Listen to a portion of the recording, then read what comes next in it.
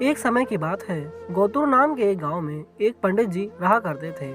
उन्होंने एक साहूकार के पास 500 रुपए यह सोचकर जमा करा दिए कि जब उनकी बेटी की शादी होगी तो ये पैसे उनके काम आ जाएंगे। देखते ही देखते समय निकलता गया और बेटी शादी योग्य हो गई। पंडित जी ने अपनी बेटी के लिए योग्य वर देखना शुरू कर दिया। उन्हें अपनी पुत्री के लिए एक लड़का पसंद भी आया। जिसके बाद पंडित जी साहूकार के पास अपने पैसे लेने गए। साहूकार ने उन्हें पैसे देने से इनकार कर दिया और कहा, मेरे पास आपने कोई पैसे जमा नहीं कराए। आपके पास क्या सबूत है कि आपने मेरे पास पैसे जमा रखे थे?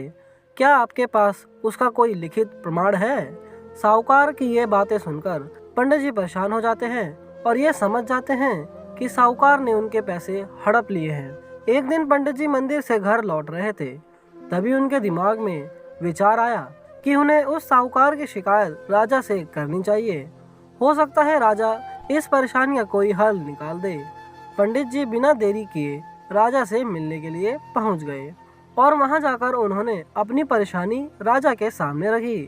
पंडित जी की बात सुनकर राजा ने कहा कि कल नगर के लिए हमारी सवारी निकलेगी। तुम उस समय उस साहूकार की दुकान के सामने जाकर खड़े हो जाना। राजा की बात सुनकर पंडित जी अपना झोला उठाकर घर को निकल गए। अगले दिन राजा की सवारी निकली। नगर वासियों ने उन्हें फूलों की माला पहनाई व आरती उतारी। पंडित जी राजा के कहे अनुसार उस दुकान के सामने खड़े हो गए। राजा की सवारी साहूकार की दुकान के सामने आई तो राजा ने पंडित जी को देखकर प्रणाम किया और उनसे कहा कि आप यहाँ क्या कर रहे हैं? आप हमारे गुरु हैं, आप हमारे साथ बग्गी में चलिए।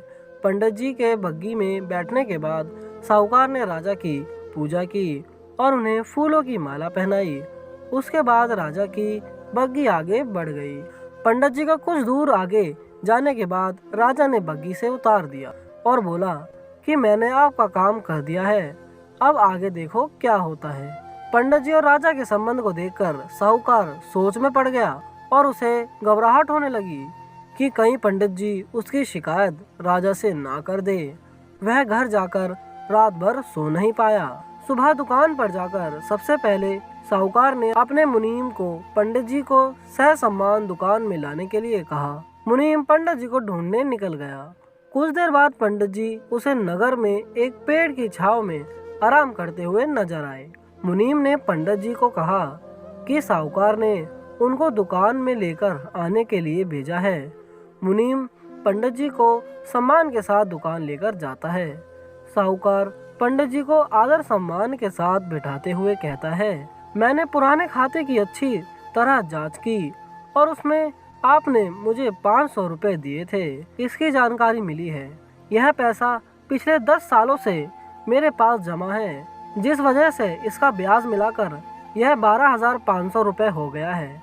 फिर साहूकार उन्हें 13,500 रुपए देता हुआ कहता है कि आपकी बेटी मेरी भी बेटी की तरह है, तो ये 1,000 रुपए मेरी तरफ से उसकी शादी के लिए है। साहूकार ने पंडित जी को 13,500 रुपए देकर बड़े ही प्रेम के साथ विदा किया।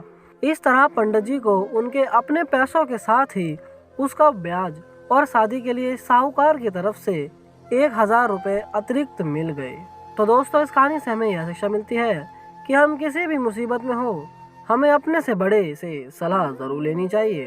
तो दोस्तों, आई होप आपको ये कहानी पसंद आई होगी। अगर पसंद आई तो वीडियो को लाइक करना, कमेंट करना, शेयर करना और हमारे आने वाली वीडियो देखने के लिए रोज स्टोरी स्टूडियो को सब्सक्राइब करना।